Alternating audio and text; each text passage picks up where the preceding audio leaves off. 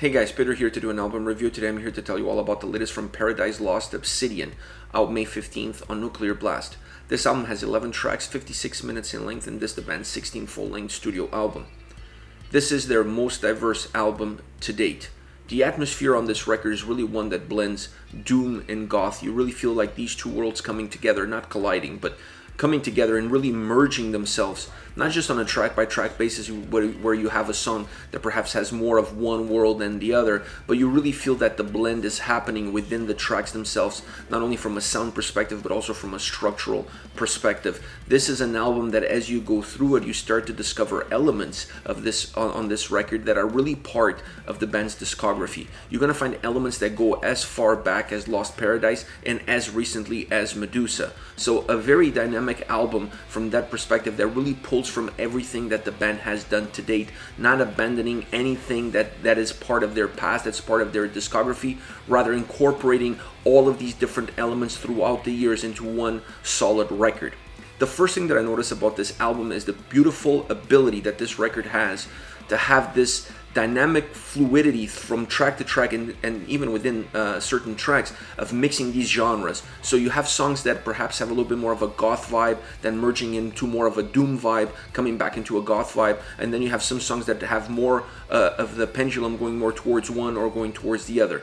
Normally this would change the overall feel, the overall atmosphere, the overall dynamics of the record, and that would be something that wouldn't be good because it would break the record apart. The record would feel disconnected on a track-by-track basis. So the first thing that I noticed was that while the songs are very dynamic, very layered, there's so many layers on each and every single song, the album still keeps itself as a whole. Because it doesn't matter what genre or what elements they threw into the song, they were still able to use those elements in order to create songs that have the same overall motif, the same overall atmosphere. So this allows the album to be very volatile within itself, but then at the surface feel super calm and easy, have this blanket of darkness that covers the whole record. I love that. That was the first element about this album that spoke to me, was that underneath the surface kind of volatility that the album has, but then at the surface is so very calm and collective all the way through, feeling very concise and very linear. This is an album that, as far as structure is concerned, is not a roller coaster ride. This is not an album that offers you ups and downs and dynamic changes from that perspective with these peaks and valleys. But this is an album that will offer you a bumpy ride. It's not straightforward. Like I said, from the outside it feels straightforward, but because the songs are so volatile internally, with so many dynamic changes, with so many layers, this is an album that overall gives you a little bit of a sense of a bumpy ride all the way through. I like that aspect of it.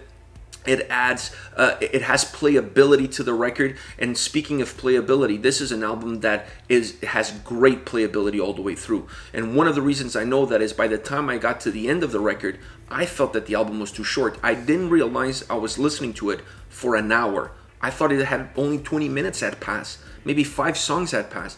You get so lost into this record, you become so lost within this dark haze that the record has as far as the overall sound and atmosphere, that you completely lose track of time. So the fact that I got to the end of the record thinking that there should still be 3 or 4 more songs to go because there's no way I've been listening to it for an hour, tells you how good the record is and tells you about the overall playability that the album has. Now let's talk about some of the other elements that make up the DNA of this album. And I think you have to talk about guitars, drums, and vocals as the 3 main key points, but I also want to touch on something that it doesn't have perhaps as much as a predominant role on the album, but in my opinion plays a big part on how big, how texture, how layered the sound is, and that is the keyboards and violins. They don't use them all the time, they don't use them on every single track, but when they use them, they don't abuse them, and they use them at the right time in the right song to give the right atmosphere. So these 2 elements are almost alien elements that get inserted into the record, and they're not there all the way through, but when they're there, you notice them, and you notice how much more sound, how much more soul they give to the tracks. Now, going into the more of the main core, of the main elements of the record, let's start off with the guitars. I love the sound of the guitars on this album. They're dark, they're gloomy, they're melodic, thriving solos. The versatility that the guitars have on this album. The rock undertone, some songs dip into a much different category, dip into a much different genre, but they still work so well with the overall sound that the album has. This album, from a guitar perspective, it's almost a clinic in terms of everything that you can do within a genre, with pushing the boundaries of that genre, pushing the envelope, going a little bit outside of the genre even, and still allowing the record to be what it is. Magnificent work on the guitars. I love the solos. They created magnificent, really thriving, living, pushing forward kind of solos that just bring a melody and bring a brightness into the song. Songs that have a very dark overall undertone, the solos are able to create so much light within those tracks. And then tracks that have a little bit more of a bright underbelly, the solos are able to bring darkness into it. I absolutely love what they did with the guitar solos. I love the transitions going into the guitar solos, the overall melodies of the guitar, the over layers of melodies on the guitars. Absolutely magnificent. The guitar work on this record is absolutely phenomenal. The other element, the drums. This band has one of the best drummers in the business. And on this record, he really shows how versatile and how good he is on the drums. This is not a really drum-heavy album per se. There are some songs where the drums really have a predominant role. You really feel the heaviness that the drums carry. But overall, when you look at this album, the drums have more of a... how can I say this? They're more of a passenger on the ride, but having said that, they're an important passenger because they're able to dictate the tempos of the songs. They're able to dictate where the tracks go, and they're able to do a lot for the overall feel and mood of the songs. So I really have to emphasize that the drums, while not being overly heavy throughout the record, they do have their moments, and they're a very important component on the overall sound. You cannot have the guitars having this much of a presence on the album if the drums are not there to help it, if the drums are not there to guide it. So I really feel like the drums have a very important role on this album, and while not being super heavy, they add heaviness through other elements. They add heaviness through the melody that they carry, through the atmosphere that they add. So sometimes more than just being heavy as far as sound is concerned, they're heavy from a more emotional aspect of the songs. Vocally, this album is phenomenal as well. I really like the blend of styles, approaches, deliveries, the over layers, the backing vocals, the intertwined vocal styles, the different approaches. Everything about the vocals on this album is really well done and is spot on every single track. They really knew when to go with one style, when to go with another, not being afraid of changing them within the songs to give the different bumps that the song need, to give the different pushes that the song need, going with clean vocals in the verses, moving into harsh vocals in the chorus, or using choirs or backing vocals or different layers to create more texture, more volume. Overall, the vocals on this record are phenomenal because they're really the outlet for the emotion that the album carries. And this album is a very emotional album. So you really needed the vocals to be more than just one-dimensional in order to be fully engaged with the message of the record and what you want to transmit to the listeners with this record. And in my opinion, they did that from a vocal perspective. I'm going to go on the record and I'm going to say this. So far in 2020, this is my favorite album of the year. I have not felt this engaged with the record as I did with this one. I was absolutely taken back by how good this album is. I went on the journey. The album took me in, cradled me in, if you will, and honestly, I did not want to leave this train ride. This album is magnificent on all fronts. Like I said, from a vocal perspective, guitars, drums, all the elements that this album brings together. And from myself as a fan of the band, a fan of Paradise Lost for a very long time, I look at this album and it almost feels like the album has bits and pieces of the not only of the band's journey, of the band discography, like I said earlier, but that is my journey. That is my discography. So I felt really connected with this album, and I felt like they took me through a journey through time. And because of that, I really connected with the record, and to me, this is so far in 2020 my favorite album of the year. Let's see what the rest of the year holds, but so far this album is just not only raising the bar, they just took the bar down. Like, there's no bar anymore as far as I'm concerned. Now, as far as songs are concerned, let's start off with The Devil Embraced. Dark, melodic, clean vocal approach in the verses, The keyboards sprinkle in some melody, and with that melody comes some darkness. I really love what they did with the keyboards on this song. They're not there all the way throughout, but the ability to just sprinkle them in and out really adds a lot of melody, and at the same time it adds a lot of darkness to the song. The chorus gains a lot more intensity. The vocals change the approach. They go from clean vocals, really melodic, clean, subdued vocals, into more aggressive, harsh vocals, and in my opinion that adds a lot more intensity to that specific portion of the song. This track also has a great bass line. The bass is really predominant throughout the record. This is an album that they didn't hide the bass. The bass really added a lot of darkness, and they were really pushing it to the forefront on most tracks, and this song is one of those where you can really feel the bass coming through, and it creates such a nice sound. It adds such a nice texture to the overall feel of the track. It really makes the song a lot more dynamic. Overall, this is a very dynamic song, but adding the bass, in my opinion, really added a little bit of a different element that really galvanized the track as the track moves forward. This is a song that really has that deep, those peaks and valleys of the verses and the chorus, because the two are very different in style and approach, so it creates even more of a dynamic push for the song.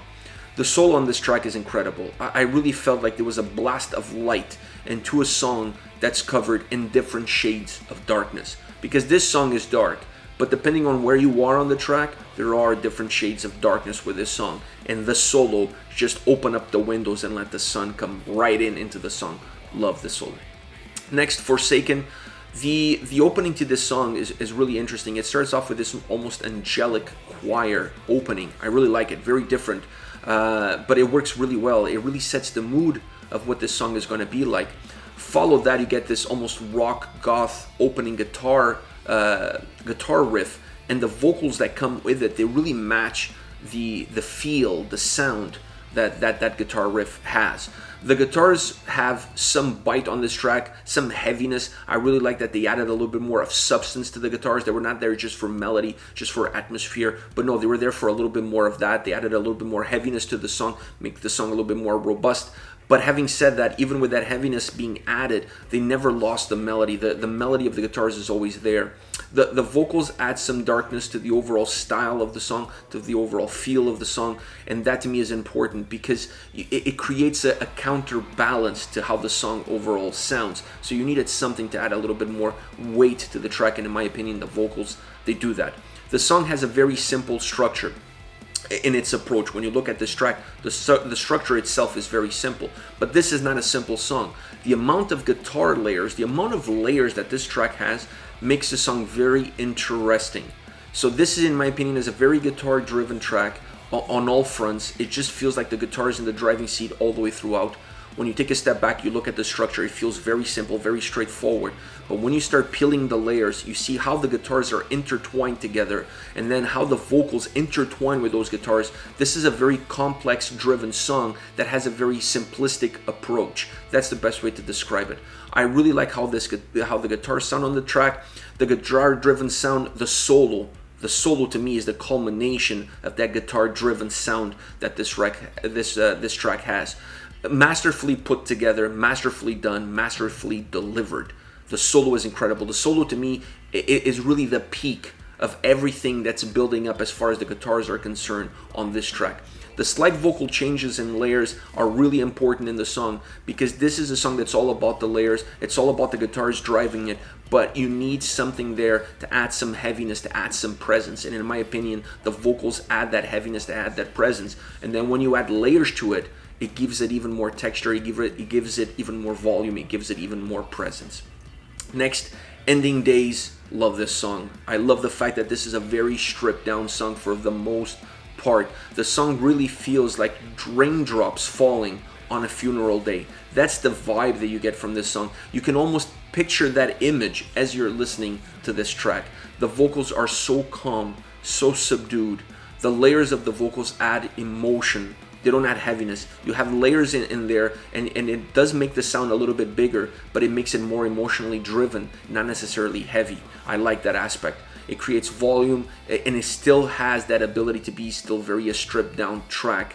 and I like that aspect of the song. The song has bursts of heaviness. It's not a stripped down song all the way through. It's not a ballad. It's not like stripped down all the way through. There are some bursts of heaviness that come in and really reset the song and really reset everything that it's happening. And those bursts of energy, those bursts of light and heaviness really make the more stripped down parts of the song feel even more stripped down, feel even more melodic. There's a guitar bridge that leads into the solo that's absolutely magnificent. And then when you add violins on top of that, it just creates this absolutely melodic melody that is just, it encompasses the whole song. It takes over the whole track. And even the more, the heavier moments, those outbursts of energy that the song has, they never take away from the overall mood that the song has, from the overall darkness that the song has, from the overall melody that the track has. This is a really well constructed track, a track that has, in its dull moments or in its more stripped down moments, it has so much emotion. And I love that that emotion comes across not only in how the song is constructed, but in how the vocals are delivering the lyrics to you. This is a beautiful, beautiful song. While I wouldn't call this necessarily a ballad, it has some of those elements mixed into this song, specifically in how it's structured, not necessarily in how it's delivered, but definitely in how it's structured. This is it, guys. This is Paradise Lost with Obsidian, out May 15th on Nuclear Blast. Let me know your thoughts on the band, on the singles. Use the comment section below. I'll be reading those and getting back to you. Take care, guys.